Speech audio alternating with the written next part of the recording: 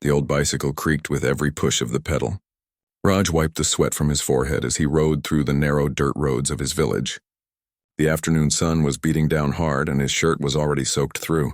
In the wicker basket attached to the front of his bicycle, 3 bags of groceries shifted with every bump in the road. This was his life now.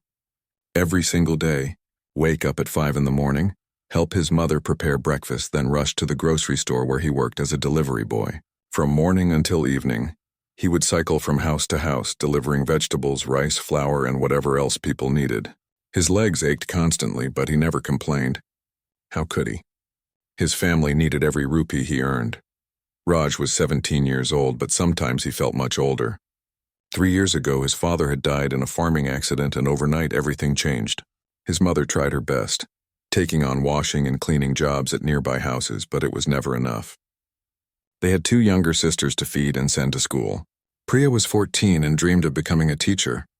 Little Mira was only 10, still innocent and full of laughter despite their circumstances. Raj had dropped out of school after 10th grade to help support them. It broke his mother's heart, but what choice did they have? The village where they lived was small and tucked away in a valley surrounded by hills. Most families here were farmers or daily wage workers. There was one main road that connected them to the nearest town, about 15 kilometers away. They had electricity, but it would go out for hours every day. Running water was a luxury. Most homes, including theirs, had a hand pump in the yard. Life was simple here, and simple meant hard, but Raj didn't mind the hard work. His mother had always taught him something important. She would say, "Beta, we may not have money, but we have our values. Always help others. Always do the right thing, no matter what." Those words stayed with him every single day. As he pedaled along, Raj noticed the sky beginning to change. The bright afternoon sun was slowly being swallowed by thick, dark clouds rolling in from the east. He had seen these clouds before. Monsoon season was unpredictable here. Sometimes it would rain gently for days. Other times, the sky would open up like someone had torn a hole in it and water would pour down in sheets. He quickened his pace. He had 2 more deliveries to make, both along the riverside road. If the rain started, that road would become dangerous quickly. The river beside it was usually calm, flowing gently through the valley. But during heavy rains, it transformed into something else entirely. Raj had seen it happen before. The water would rise fast, swallowing the banks and flooding the low areas. People who didn't respect the river during monsoon season learned their lesson the hard way. The first delivery was to old Mrs. Gupta, who lived in a small house near the rice fields. She always gave him a glass of buttermilk and asked about his studies. When he told her years ago that he had to leave school, she had cried. Today she handed him the buttermilk and looked up at the darkening sky with worried eyes. "Go home quickly, Beta," she said, patting his hand. "This looks like a bad one coming." Raj nodded and drank the buttermilk in 3 quick gulps. He didn't have time to waste. The last delivery was for the Sharma family, who lived on the other side of the village, right along the river road. He hoisted the heavy bag of rice onto his shoulder and secured it in the basket, then set off again. The wind had picked up now. It wasn't the gentle breeze of earlier. This wind had an edge to it, whipping through the trees and sending dust swirling across the road. The first drops of rain began to fall, big and heavy, making dark spots on his already damp shirt. Within seconds, those drops multiplied. The sky went from gray to almost black, and then the rain came down hard. Raj had experienced monsoon rains before, but this felt different. The drops were hitting so hard they almost hurt. He could barely see 5 feet in front of him. The dirt road was already turning to mud beneath his bicycle tires, making it harder to pedal. He thought about turning back, but the Sharma family was expecting their rice. They had a new baby, and Mrs. Sharma had specifically asked for it to be delivered today. He pushed forward, bent low over the handlebars, squinting through the rain. Thunder rumbled overhead, deep and threatening. Lightning flashed across the sky, illuminating everything in stark white light for just a second before plunging it back into darkness. The temperature had dropped suddenly, and now he was shivering as he rode. Finally, he reached the Sharma house and made the delivery quickly. Mr. Sharma tried to get him to come inside and wait out the storm, but Raj refused politely. His mother would be worried sick. He needed to get home. He thanked Mr. Sharma, tucked the empty basket under his arm, and started the journey back. The riverside road was the fastest way home. Normally it was beautiful, with the river flowing peacefully alongside and trees providing shade. But now it looked menacing. The river was already rising and he could hear it roaring, a sound he had never heard before. The water was brown and angry, carrying branches and debris downstream at frightening speed. Raj decided to take shelter for a few minutes. Just ahead was an old banyan tree with thick, low branches that provided some protection from the rain.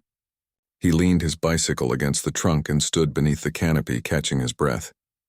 Water poured off his hair and clothes.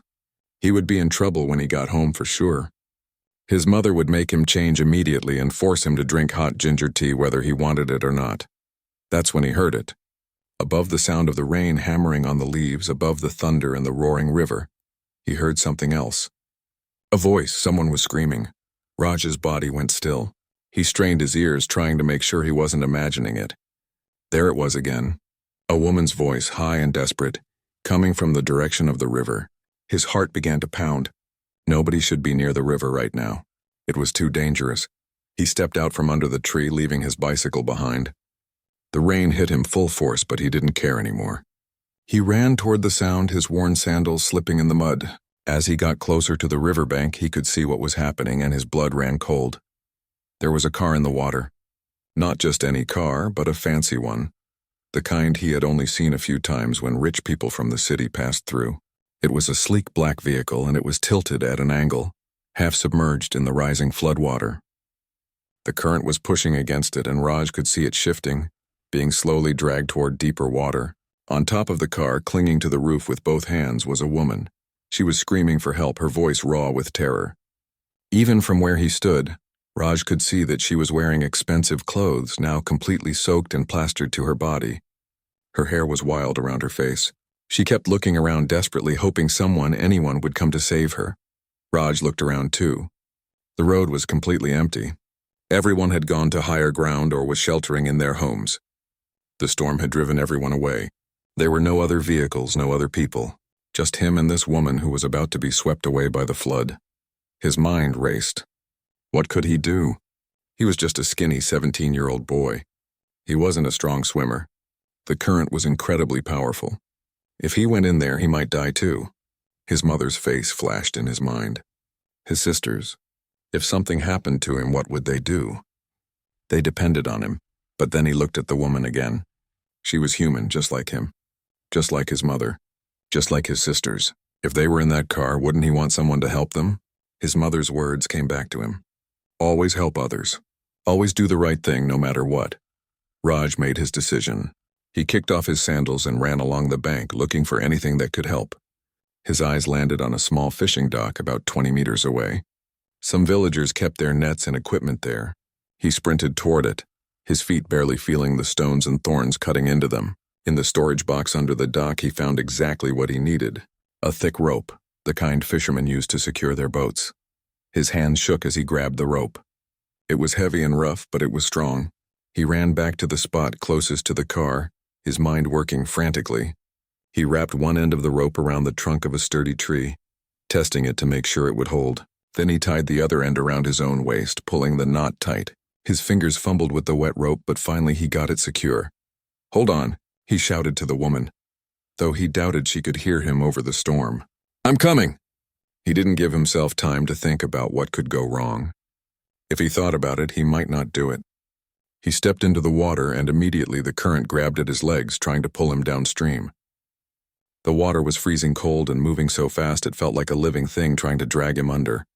He waded deeper, keeping his eyes fixed on the car. The woman had seen him now. She was shouting something, but he couldn't make out the words. The water reached his waist, then his chest. Every step was a battle. The riverbed beneath his feet was slippery with mud and rocks. Twice he almost fell, catching himself at the last second. The rope around his waist was his lifeline. He could feel it pulling tight as the current tried to sweep him away. His arms pumped through the water, fighting to keep moving forward. The car was only a few meters away now, but those meters felt like kilometers. His muscles burned. His lungs gasped for air between mouthfuls of rain. Finally, his hand touched the metal of the car. The woman reached down, grabbing his wrist with surprising strength. Her eyes were wide with fear and hope mixed together. Up close, he could see she was shaking violently. her lips turning blue from cold and shock. "It's okay," Raj shouted over the storm, trying to sound calm even though his own heart was hammering in his chest. "I've got you. We need to move now. The car won't hold much longer." As if the river had heard him, the car suddenly shifted again, tilting further into the water. The woman screamed. There was no more time. Raj pulled the rope from around his waist and wrapped it around the woman, tying it as securely as his shaking hands would allow. She didn't resist, trusting this stranger boy completely with her life. "Hold on to me," he instructed. She wrapped her arms around his shoulders, and he began the journey back to shore. It was even harder now with her weight added to his. The current seemed angrier, pushing harder against them. His feet couldn't find purchase on the slippery bottom. They were being pulled downstream, away from the safe spot where the rope was anchored.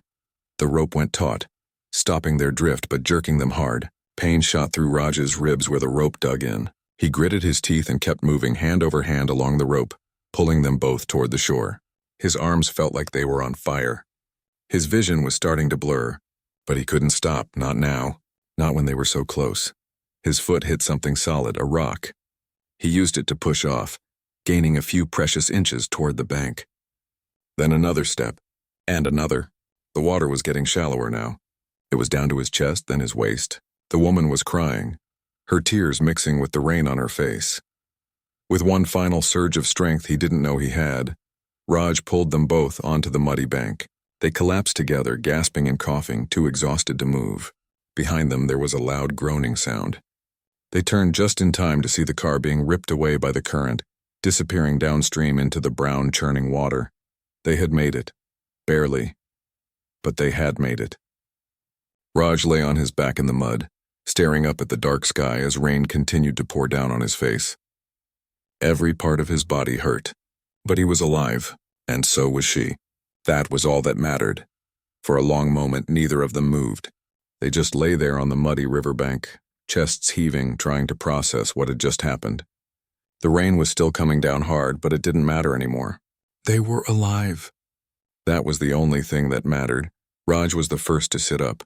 His entire body was shaking.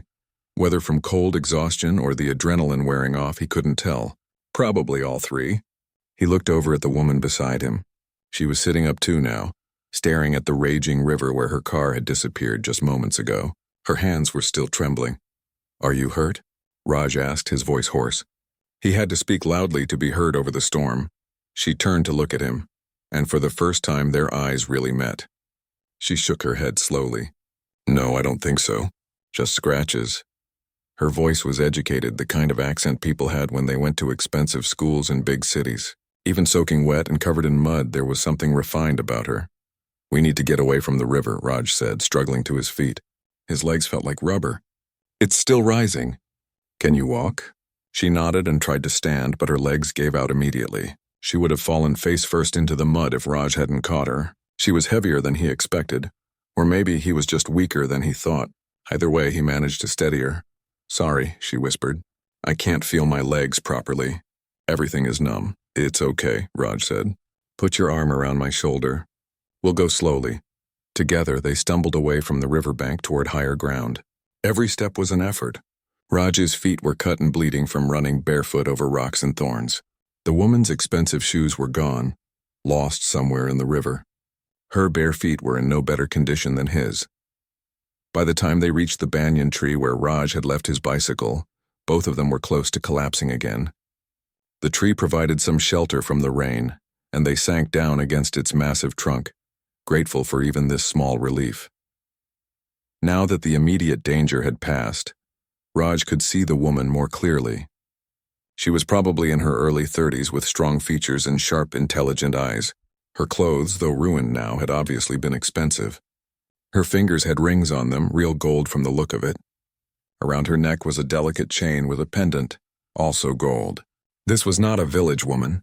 This was someone from another world entirely. "You saved my life," she said suddenly, looking at him with an expression he couldn't quite read. "You jumped into that water without even thinking twice." Raj shrugged, uncomfortable with the attention. "Anyone would have done the same thing." "No," she said firmly. "No, they wouldn't have. I saw the road was empty. Everyone else had run away to safety. But you stayed. You risked everything for a complete stranger. Her eyes filled with tears, mixing with the rain on her face. I thought I was going to die. I really thought that was it. You're safe now, Raj said quietly. That's all that matters. She wiped her eyes and seemed to collect herself. What's your name? Raj, I'm Mira, she said, then paused. Actually, my full name is Mira Khanna, but please just call me Mira. Raj nodded, not thinking much of it. Names were just names. He had no idea that this name was famous across the country, that Mira Khanna was the CEO of one of India's biggest companies, that her face appeared regularly in business magazines and newspapers. To him, she was just a woman he had pulled from the river. What were you doing driving in this storm? He asked. The weather report said heavy rains were coming. Mira shook her head ruefully. I was being stupid and stubborn. I was visiting some villages in this area, looking at locations for a project my company is planning. My driver wanted to turn back when the rain started, but I insisted we push on. I told him we could make it to the next town. She laughed bitterly. I was wrong. We took a wrong turn. Ended up on that riverside road, and then the flooding started so fast. The car just got swept up. My driver, he jumped out early and ran for higher ground. I was trying to get my laptop and phone from the back seat like an idiot, and by the time I realized how serious it was, the car was already in the water. Your driver left you? Raj was shocked. In his village, you didn't abandon people like that. He was terrified, Mira said. I don't blame him. He probably thought I was right behind him. And honestly, if you hadn't come along... She trailed off, not wanting to finish that sentence. They sat in silence for a moment. The storm showed no signs of letting up. If anything, it seemed to be getting worse. Thunder crashed overhead, making them both jump. I need to get home, Raj said. My mother will be worried sick. And you need to see a doctor. You might be in shock. Where is your home? Mira asked. About 2 kilometers that way, he pointed. In the village. There's a clinic there too. Old Dr. Patel runs it. He's not fancy, but he's good. Can you take me there? Mira asked. I don't even know where I am right now. Raj nodded. He retrieved his bicycle from where he'd left it against the tree. The basket was still there, though it had filled with water. He dumped it out and looked at the bike uncertainly. It was old and rickety even on good days. Could it carry both of them? Sit on the back, he told Mira. Hold on to my shoulders and keep your feet away from the wheels. She did as instructed, perching carefully on the rack behind the seat. The bicycle groaned under their combined weight, but it held. Raj started pedaling, and slowly they began moving down the muddy road toward the village. It was the hardest ride of Raj's life. The road was a mess with puddles and streams of water everywhere. The bicycle kept slipping in the mud. His legs, already exhausted from the rescue, burned with every push of the pedals. But he kept going, determined to get them both to safety. Mira held onto him tightly, and he could feel her shivering against his back. Almost there, he kept saying. Just a little further. The village came into view finally, its small houses and shops looking warm and welcoming despite the rain. A few people were standing in doorways watching the storm. When they saw Raj approaching on his bicycle with a strange woman, they started pointing and whispering. Raj ignored them and headed straight for the clinic. Dr. Patel's house was attached to it, so someone would be there. He pulled up to the door and helped Mira off the bicycle. She was barely able to stand now, leaning heavily on him. He knocked on the door urgently. Dr. Patel. It's Raj. I need help. The door opened immediately. Dr. Patel stood there, a small man with white hair and kind eyes behind thick glasses. He took one look at them and moved into action. Come in quickly, he said, ushering them inside. What happened? Flash flood, Raj explained. She was trapped in a car in the river. I pulled her out, but she's been in the cold water for a long time. Dr. Patel's wife appeared with towels and blankets. They wrapped Mira in them immediately, guiding her to a chair. The doctor began examining her, checking her pulse, looking into her eyes, asking her questions. She needs to warm up slowly, he said. No shock symptoms, thank God. You got her out just in time. He turned to Raj. And what about you, young man? Let me look at those feet. Only then did Raj look down at his feet. They were a mess, covered in cuts and bruises, still bleeding in places. Now that he was standing still, they hurt terribly. His whole body hurt, actually. Sit, Dr. Patel ordered, pointing to another chair. I'll treat you both. As the doctor worked, cleaning wounds and applying bandages, word spread through the village. People started gathering outside the clinic, curious about what had happened. Through the window, Raj could see his mother pushing through the crowd, her face filled with worry. The door burst open and she rushed in. Raj, thank God you're alive. I heard you went into the river. She grabbed him and hugged him tightly, not caring that he was soaking wet and covered in mud.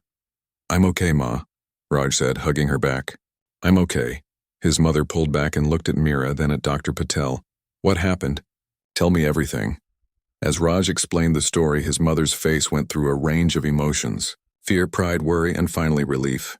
When he finished, she just shook her head. You could have died, she whispered. You could have died, Beta. But I didn't, Raj said. And neither did she. Ma, this is Meera. Meera, this is my mother. Meera stood up, wrapped in blankets, and pressed her hands together in a respectful namaste. Your son is a hero, she said, her voice thick with emotion. He saved my life without a second thought. You've raised an incredible young man. Raj's mother's eyes filled with tears. She looked at her son with such pride that Raj had to look away, embarrassed. He's a good boy, she said simply. His father would be proud. Dr. Patel finished bandaging Raj's feet and stood back. You both need rest, and hot food, and about 12 hours of sleep. Come to our house, Raj's mother said to Meera. It's not much, but you need somewhere to stay until this storm passes.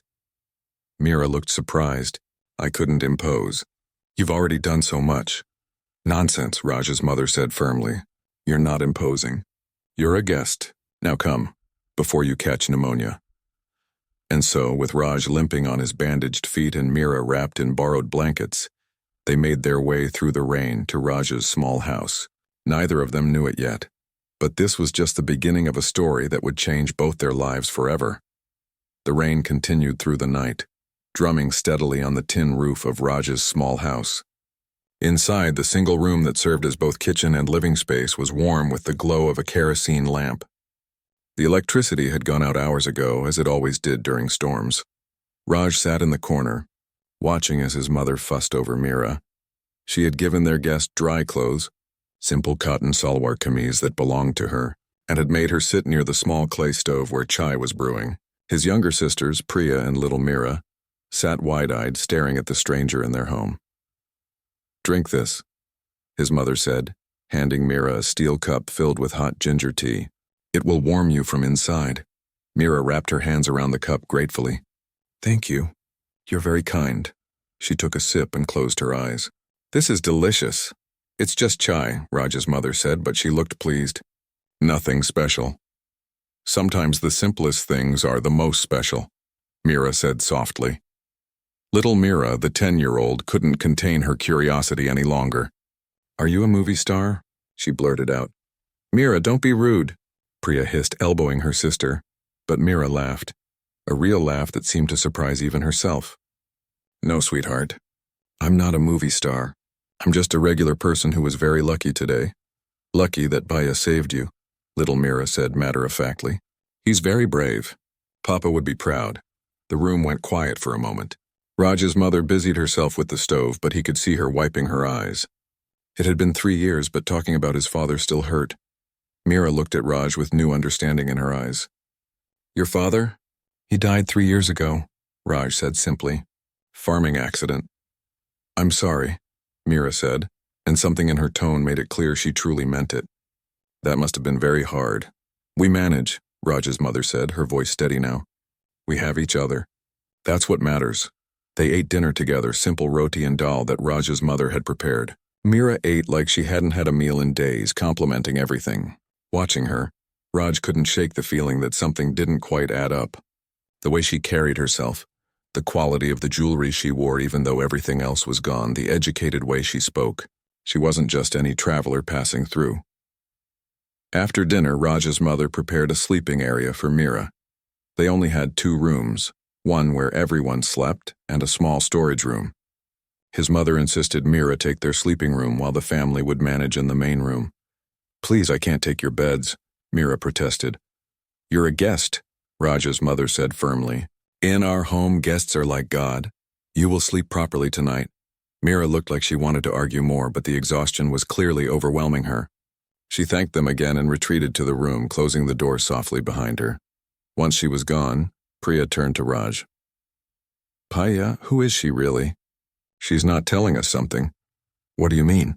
Raj asked, though he'd been thinking the same thing. Her hands, Priya said. Did you see them? They're soft, like she's never done hard work in her life. And those rings, even I can tell they're real gold. Expensive gold. Plus the way she talks. She's educated, from the city. Maybe even rich. Raj's mother shook her head. It doesn't matter who she is. What matters is she needed help and Raj helped her. That's the end of it. But it wasn't the end of it. The next morning, the village was buzzing with gossip. The storm had passed, leaving everything muddy and waterlogged, but the sun was out. People gathered in small groups talking excitedly about the rescue.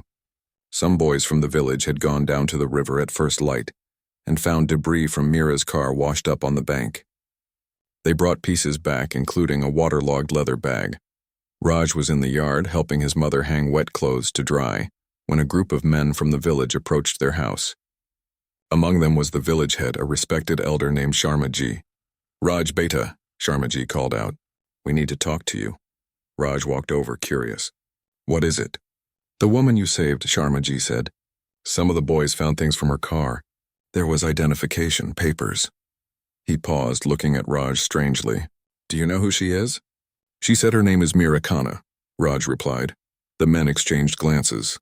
One of them, a shopkeeper who sometimes got newspapers from the city, pulled out a soggy, partially ruined business magazine from under his arm. He opened it carefully to a page that had mostly survived the water damage. Is this her? He asked, holding up the magazine. Raj looked at the photograph. It showed a woman in formal business attire, standing in front of a tall glass building looking confident and powerful. But the face was unmistakable. It was Mira. The headline above the photo read, Mira Khanna, the CEO who built an empire. Raj's mouth fell open. He grabbed the magazine, staring at the photo, then at the article. Most of it was too water-damaged to read, but he caught fragments. Khanna Industries. Billions in revenue. Youngest female CEO. Philanthropist. She's famous, Raj, the shopkeeper said. Very famous, very rich. Her company is one of the biggest in the country. Raj felt like the ground had shifted beneath his feet. The woman sleeping in his house, wearing his mother's clothes, drinking chai from their steel cups, was a billionaire. At that moment, Mira emerged from the house. She had braided her hair and looked refreshed after a night of sleep. She saw the group of men, saw the magazine in Raj's hand, and stopped. Her expression changed, becoming guarded. So now you know, she said quietly. The village men immediately became deferential, some even bowing slightly. Madam, we had no idea. If we had known... If you had known, you would have treated me differently, Mira interrupted gently. Which is exactly why I didn't say anything. She looked at Raj. Can we talk? Privately? Raj nodded, still too shocked to speak. They walked away from the house toward the edge of the village where a large neem tree provided shade. The morning sun was getting hot, drying up the puddles from yesterday's storm. You're angry, Mira said. It wasn't a question. You lied, Raj said. I didn't lie. I just didn't tell you everything. She sighed and sat down on a large stone under the tree. My whole life, people treat me differently because of who I am. Because of my money, my position, my company. They want things from me. They act fake around me. Yesterday, when you pulled me from that river, you had no idea who I was. You just saw a human being who needed help. That's because that's what you were, Raj said. What does it matter who you are? Exactly, Mira said, looking at him intently. That's exactly the point. You risked your life for a stranger. Not for money, not for recognition. Not because you thought you'd get something out of it. You did it because it was the right thing to do. Her eyes filled with tears. Do you know how rare that is? How precious. Raj sat down on the ground, his mind racing. Why were you really here? In our village? I told you the truth about that, Mira said. My company is planning a rural development project. We want to build community centers, provide clean water systems, help with agricultural technology. I was scouting locations, trying to understand what villages actually need. I didn't want the usual parade of officials and ceremony, so I came quietly. And now? Raj asked. Now I want to do something for you, Mira said. For saving my life. Please let me help your family. We don't need charity, Raj said quickly, his pride flaring up. It's not charity, Mira said firmly. It's gratitude. There's a difference. You gave me back my life. Do you understand what that means? I have a daughter, Raj. She's 12 years old. If you hadn't saved me yesterday, she would have lost her mother. How do I repay that? Raj hadn't known about a daughter. Suddenly, Mira wasn't just a billionaire CEO. She was a mother, someone's whole world. I don't want repayment, Raj said. I didn't save you expecting anything. I know, Mira said. That's exactly why I want to help. Not because you asked, but because you didn't. They sat in silence for a moment.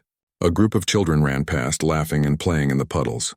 Life in the village was going on as normal, even though Raj's world felt like it had turned upside down. What kind of help? Raj finally asked. Mira smiled. Let me ask you something first. If you could do anything with your life, what would it be? Raj thought about it. No one had ever asked him that before. His life was decided. He was a delivery boy. He would work to support his family. That was his future. I wanted to study, he admitted. Before Papa died, I wanted to become an engineer. I wanted to build things. Better houses, better roads, systems to prevent flooding like yesterday. He laughed bitterly. Stupid dreams. They're not stupid, Mira said. They're beautiful dreams, and they don't have to remain dreams. We don't have money for education, Raj said. I had to leave school after 10th. That's reality. What if reality could change? Mira asked. What if I sponsored your education? Completely.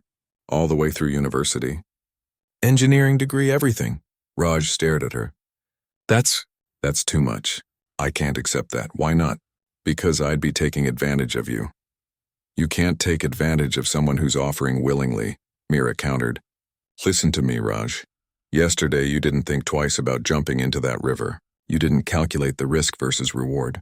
You just acted because someone needed help. Now I'm asking you to let me help you, not as payment, but as a chance to do something good with my resources.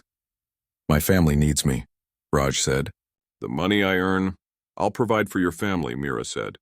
A monthly stipend enough to cover expenses. Your mother won't have to work so hard.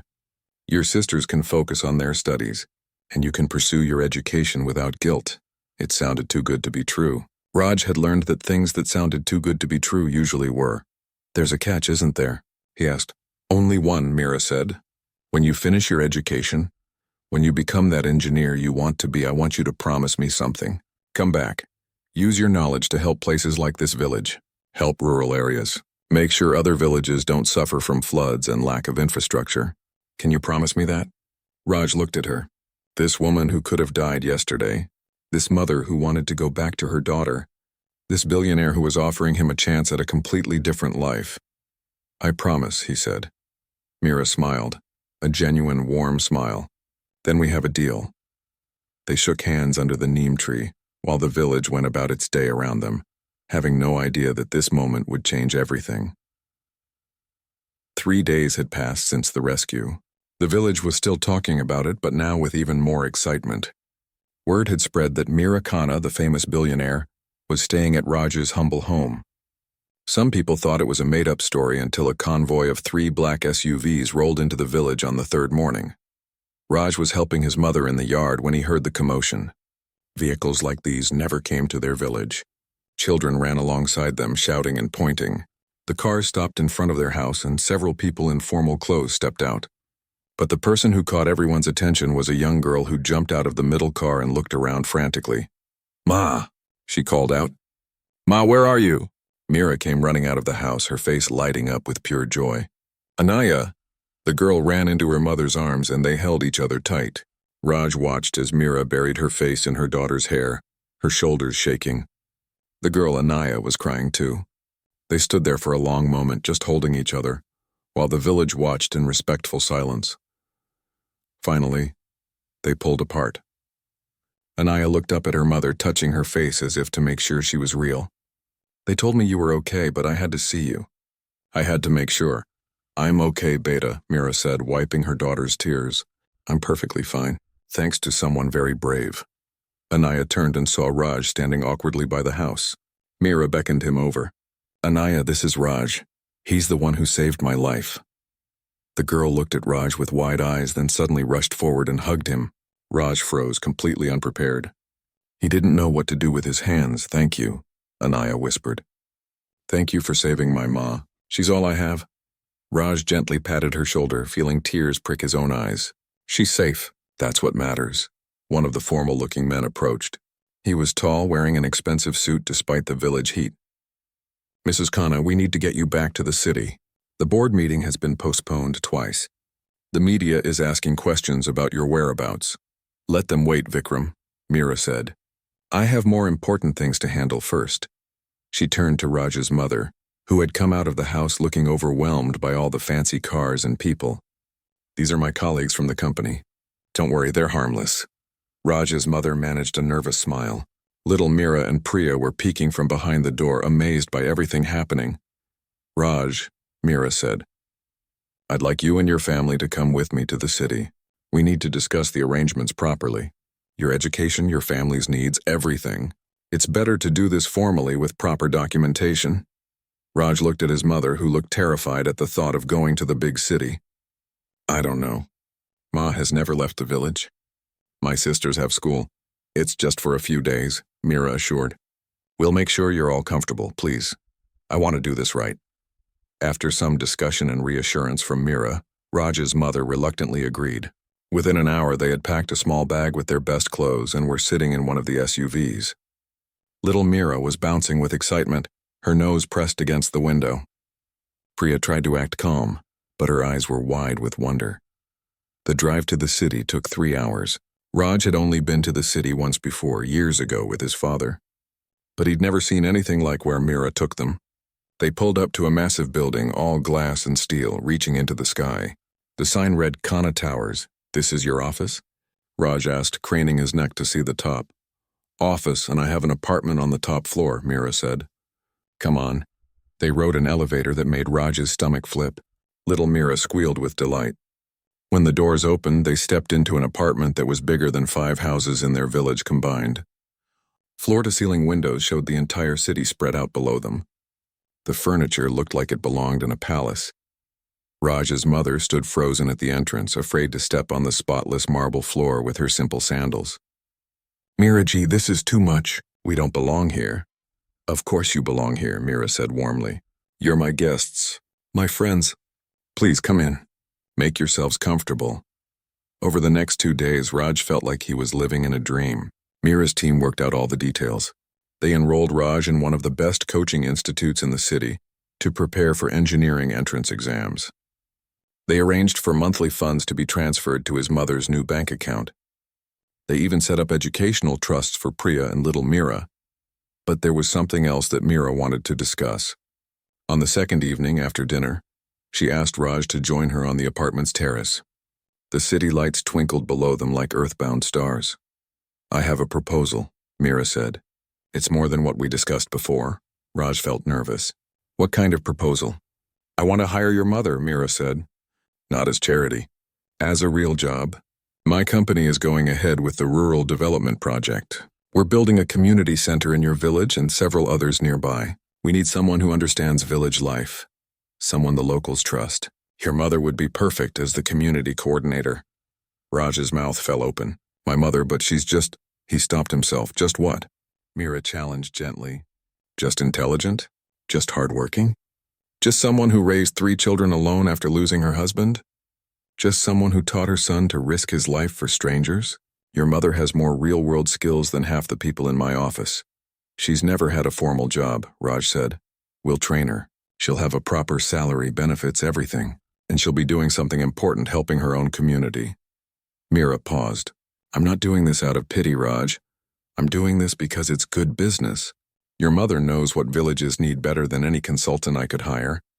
Raj thought about his mother, who had spent 3 years working odd jobs, cleaning other people's houses, washing clothes until her hands were rough and cracked.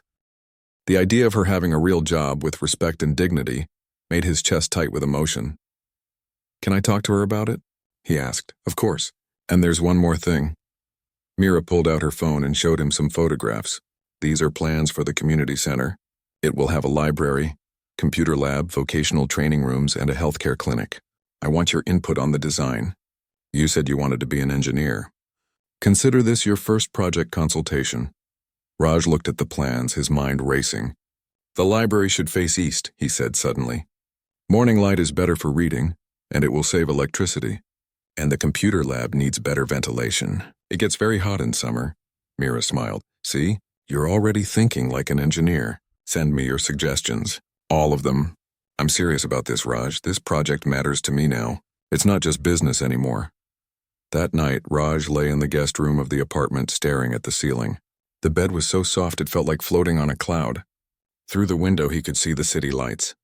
Just a week ago he had been a delivery boy with no future beyond the next day's work.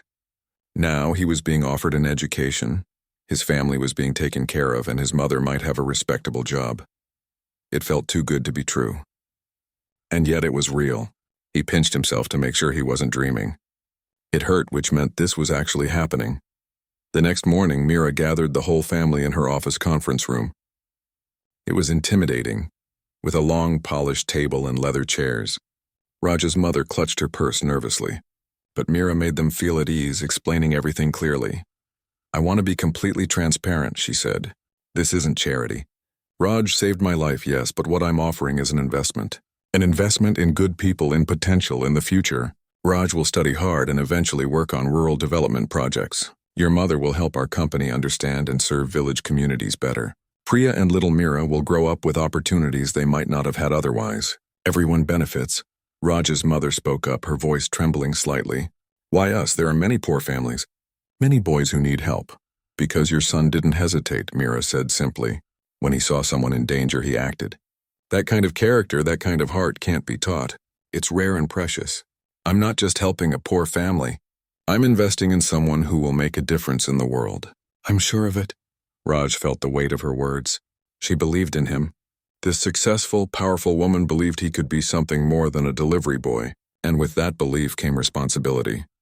I won't let you down, he said quietly but firmly. I promise.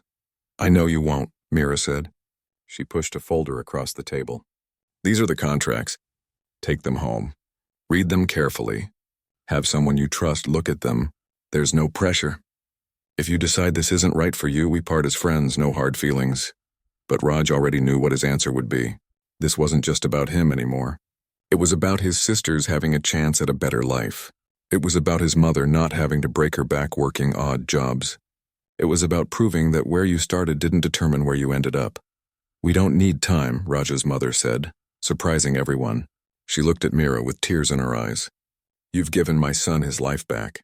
You've given all of us hope. We accept with gratitude. Mira's eyes glistened. Then let's make it official. They signed the papers.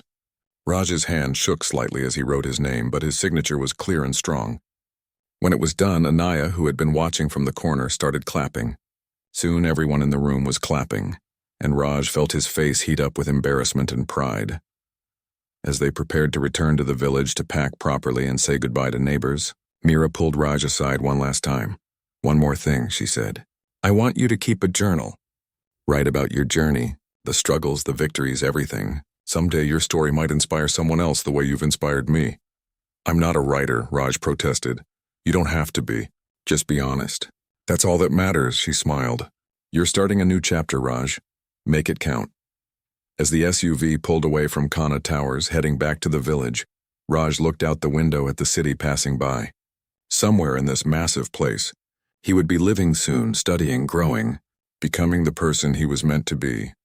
He thought about the river, the storm, the split-second decision to jump into those dangerous waters. That moment had changed everything, and now he had a chance to make sure that moment meant something even bigger than just one rescue. He was going to become an engineer. He was going to help his village and villages like it. He was going to make his father proud wherever he was. The journey was just beginning. 5 years had passed since that stormy day by the river. 5 years that felt like a lifetime to Raj. Now 22 years old and standing in his graduation ceremony, wearing the black gown and cap of a civil engineering graduate. He looked out at the crowd of families celebrating their children's achievements and spotted his own family in the third row. His mother sat there in a beautiful sari, her face glowing with pride. She looked different now, healthier and more confident. Her job as community coordinator had transformed her. She no longer had the tired, worried look that used to line her face. Beside her sat Priya, now 19 and studying to become a teacher just as she'd always dreamed. And little Mira, not so little anymore at 15, sat bouncing excitedly in her seat, waving at him enthusiastically. Next to his family sat Mira Khanna and her daughter Anaya. Over the years, they had become more than benefactors. They had become family. Mira caught his eye and smiled, giving him a thumbs up. The dean called his name. Raj Kumar, graduating with honors in civil engineering, specializing in rural infrastructure and disaster management. The applause seemed extra loud. Raj walked across the stage, shook the dean's hand, and received his degree. As he held the certificate, he thought about his father. He wished more than anything that his father could have been there to see this moment. After the ceremony, they all gathered outside. His mother hugged him so tightly he could barely breathe. "Your father is watching, Beta." "I know he is. And he's so proud." "We all are," Mira added, her own eyes wet with tears. "You've worked so hard. You've earned every bit of this." Anaya handed him a gift wrapped in bright paper. "Open it later," she said with a mysterious smile. The celebration continued at a restaurant Mira had reserved. It was fancy, the kind of place Raj never imagined he'd eat at regularly, though over the years he'd gotten used to it. But he still remembered his roots. He still remembered being the boy on the bicycle, delivering groceries for small change. During dinner, Mira stood up and clinked her glass to get everyone's attention. "I want to say something. Raj, 5 years ago you saved my life. But what you probably don't know is that you saved more than just me that day. You saved my faith in humanity. You reminded me what true courage and goodness look like." She paused, looking emotional. "Tomorrow we're going back to your village. Not for a visit. For something much bigger. Something we've been working on for months. But I'll let you see it for yourself." Raj was curious but knew better than to push for details. Mira loved her surprises. That night, in his apartment that Mira's company had provided for his studies, Raj opened Anaya's gift. Inside was a leather-bound journal. On the first page she had written, "For all the stories you'll create and all the lives you'll change. Your journey inspires me every day. Thank you for being you." Raj ran his fingers over the words.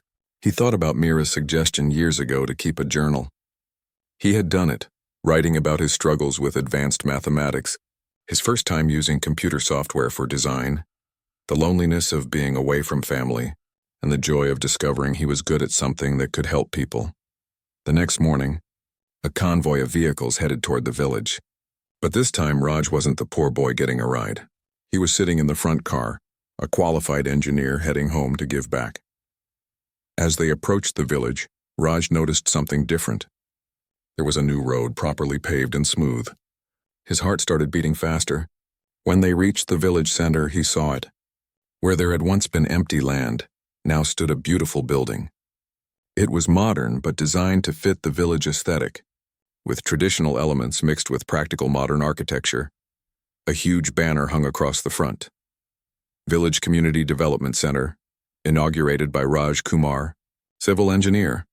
Raj's hands started shaking. "What is this?" "This is your first project," Mira said softly. "Remember when I asked for your input on the design 5 years ago? We took every single suggestion you made. This building was constructed following your recommendations. You're not just cutting a ribbon, Raj. You're inaugurating something you helped create." The entire village had gathered. Raj saw familiar faces, older now but still the same people who had watched him grow up. Dr. Patel was there, beaming. The shopkeeper who had first recognized Mira from the magazine stood clapping. Sharma Ji, the village head, waited by the entrance with a ceremonial scissors. But what made Raj's throat tight with emotion was seeing his old bicycle, the same one he'd ridden that day, now mounted on a display stand near the entrance with a plaque that read,